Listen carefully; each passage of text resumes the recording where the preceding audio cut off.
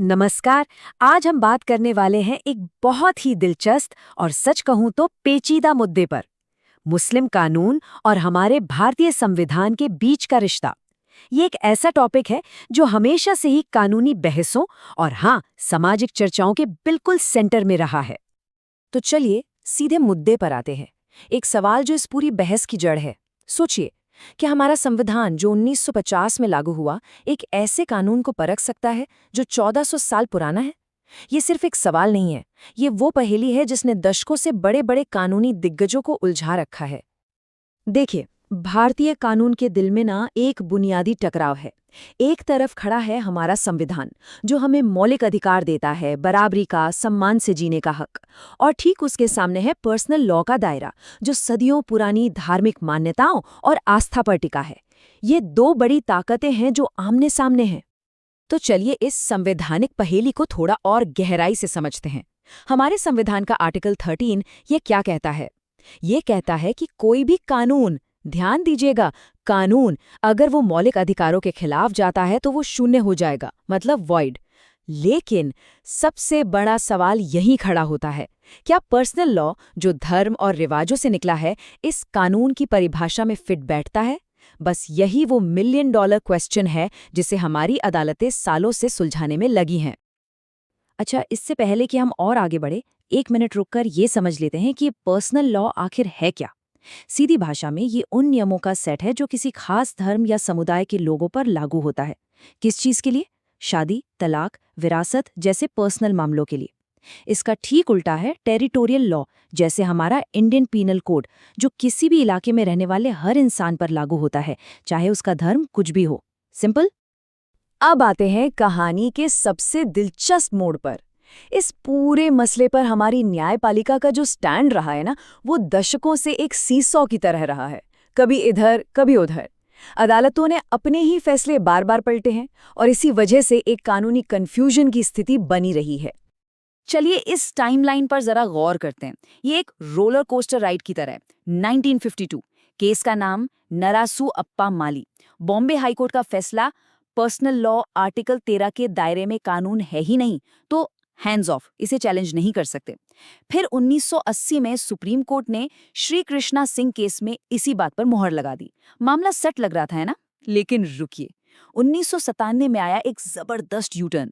CM Mudaliar case में court ने कहा नहीं, अगर कोई पर्सनल लॉ मौलिक अधिकारों को छीनता है तो वो शून्य होगा।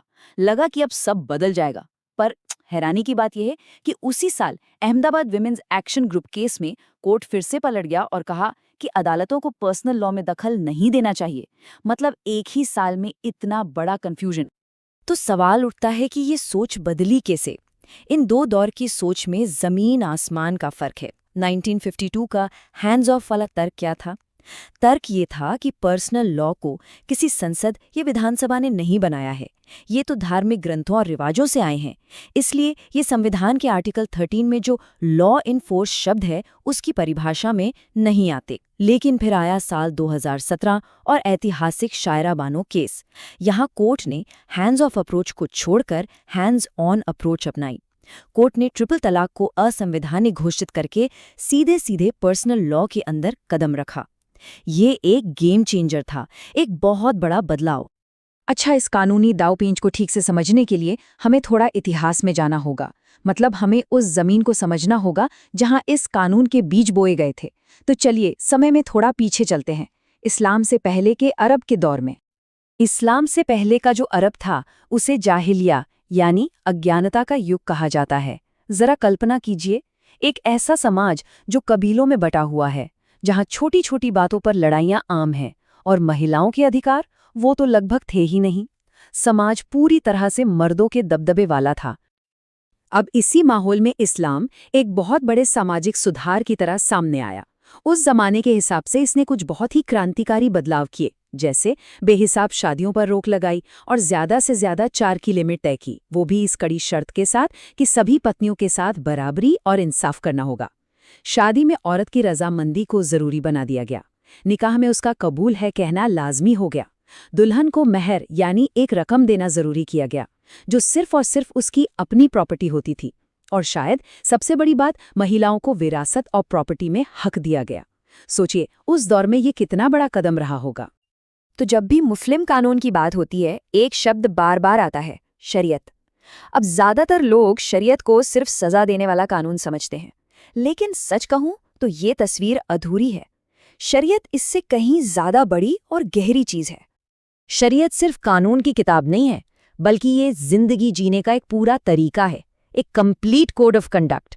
पता है अरबी में इसका मतलब क्या होता है? इसका मतलब है पानी की स्रोत तक जाने वाला रास्ता। और आध्यात्मिक तौर पर ये वो रास्ता है जो इंसान को जन्नत यानी स्वर्ग तक ले जाता है। इसमें आपकी प्रार्थना से लेकर आपके पारिवारिक और सामाजिक रिश्ते सब कुछ शामिल है। इस्लाम की पूरी इमारत आप कह सकते हैं 5 मजबूत स्तंभों पर खड़ी है। चलिए एक एक करके इन्हें देखते हैं। पहला है शहादा, यानी इस बात पर यकीन करना कि ईश्वर एक है और मोहम्मद उसके पैगंबर हैं। दूसरा है सलात, यानी दिन में 5 वक्त की नमाज। तीसरा है ज़कात, अपनी कमाई का एक हिस्सा ज़रूरतमंदों को दान देना। चौथा है सौम, रमज़ान के महीने में रोज़ा रखना। और 5वां और आखिरी है हज, यानी जिंदगी में कम से कम एक बार मक्का की यात्रा करना, अगर आप सक्षम हैं तो। इतिहास से वापस आज के दौर में आते हैं। ये जो पूरी बातचीत है ये अभी खत्म नहीं हुई है, ये एक अनफिनिश्ड कॉन्वर्सेशन है। अदालत की भूमिका क्या होगी, पर्सनल लॉ का भविष्य क्या होगा, ये सब सवाल आज भी हमारे सामने हैं और इनका जवाब लगातार लिखा जा रहा है। तो आज की स्थिति क्या है? आज सुप्रीम कोर्ट एक तरह से दोहरी भूमिका में है। कागजों पर या कहिए सैद्धांतिक रूप से वो अभी भी हैंड्स ऑफ वाली नरासू अप्पा माली की लाइन पर चलता है, लेकिन असल में हम देख रहे हैं कि कोर्ट बहुत एक्टिव होकर पर्सनल लॉ की कई प्रथाओं में दखल दे रहा है और उनमें सुधार भी ला रहा है। ये एक तरह का विरोधाभास है। और इसके सबूत हैं हाल के कुछ बड़े और ऐतिहासिक फैसले। 1984 का शाह बानो केस याद कीजिए, जिसने एक तलाकशुदा मुस्लिम महिला के गुजारा भत्ते के अधिकार को स्थापित किया।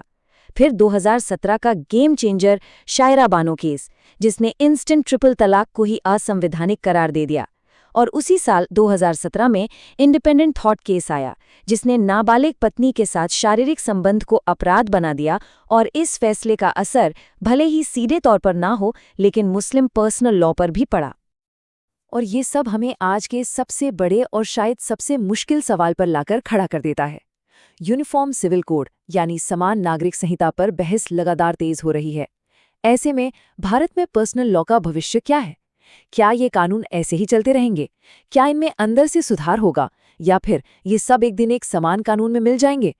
इस एक सवाल का जवाब सिर्फ कानून की किताबों को नहीं, बल्कि भारत के पूरे सामाजिक ताने बाने के भविष्य को तय करेगा।